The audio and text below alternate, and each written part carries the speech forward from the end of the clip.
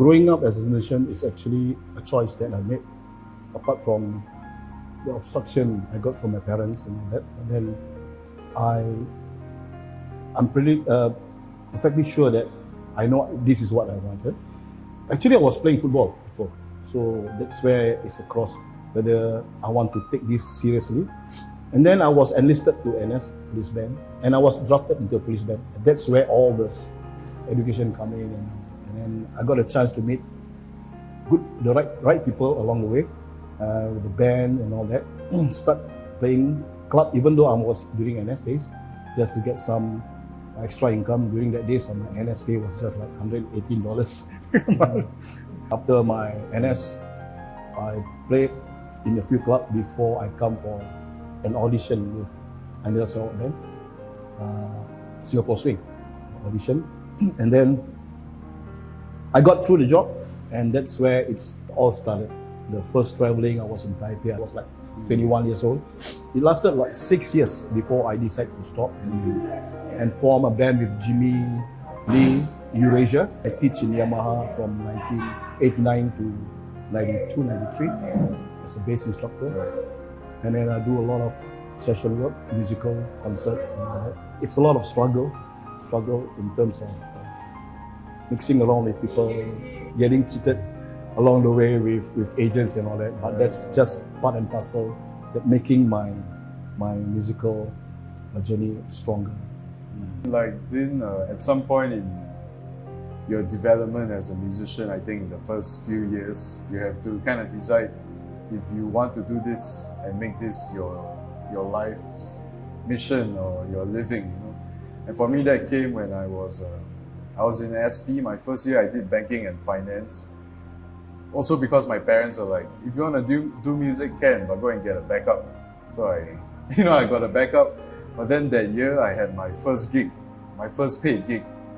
And after the gig, I thought to myself, I can't do both banking and music. I have to choose.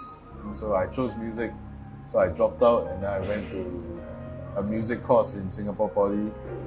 And then, yeah, at some point you just have to decide whether you want to do this. And once you decide, you just don't look back. Just see.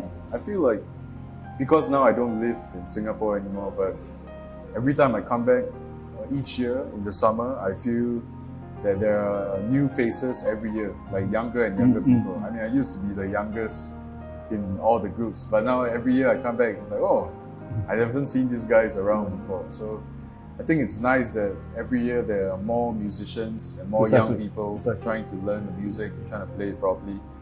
And I feel that we are very lucky to still have like older generation, people in their 40s, 50s, 60s, still around, and I think the cross-mingling across the generations is good, so that information gets passed down.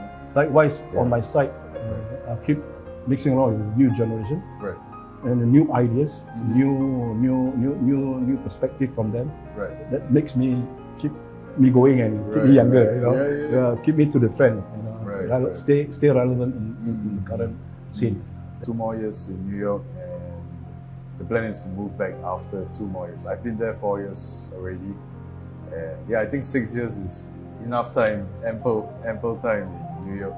I know that I'll be doing some teaching because I love to teach.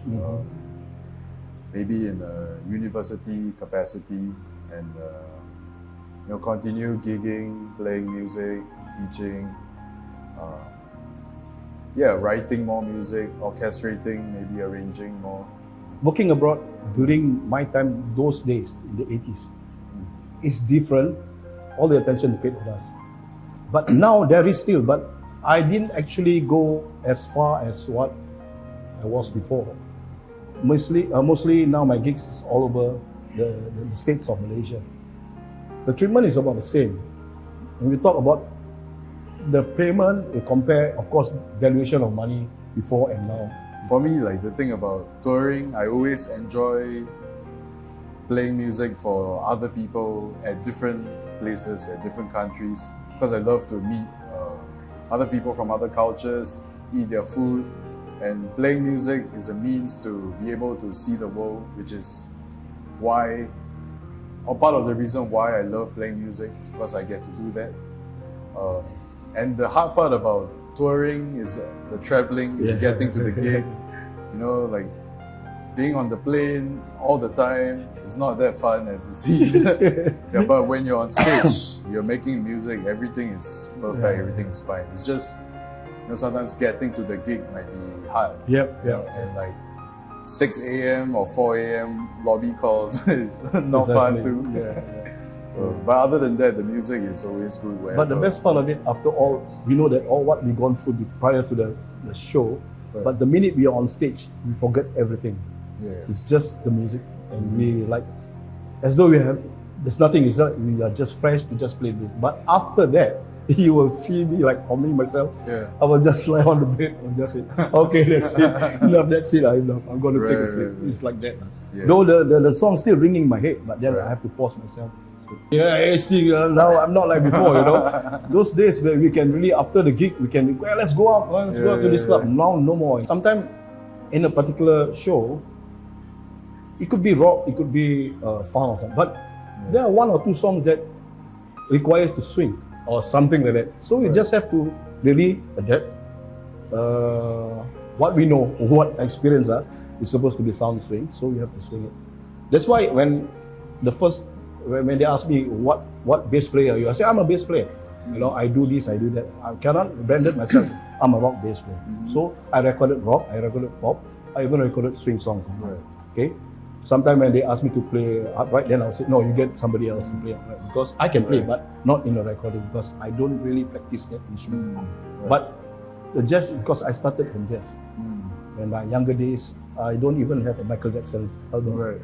I listen to a lot of jazz, but somehow or other along the way they say, if you want to do as a session career, you have to switch to this. Which I exactly did, but I'm still listening to jazz. I feel like between the genres, like good music is good music, whether you call it jazz, you call it pop, rock. The qualities that make a good musician is still the same across the labels that we put to the music. Like knowing your instrument at a basic level so that you can express yourself enough so that it comes through your instrument. That takes a practice that, you know, it's not just jazz musicians or everything.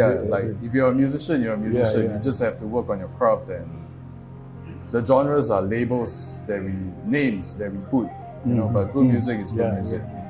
Future of music. I think a lot of supply in music in form of musicians, a lot of bass player, drummer, because if the school exists like LaSalle and all that, even in Poly they have got this musician. There's a lot of good potential musician around, but where are they leading to? Which platform are they on is another thing that I can't predict. To me, the market stays this way for now, but I can't. Next 2-3 years, I don't know. If something big happen that encourage everybody, it could be maybe. AI is. I feel like it will never replace live music, and I feel people will always want to go out and see humans and feel the vibrations from humans. There's only so much vibrations you can feel from binary stuff like 1, 0, 1 and 0, right? But I feel like live music will never die, and we can use AI to our advantage, you know, but it shouldn't replace the actual work that is needed to be a great musician. That's what I feel. The human soul. Yeah.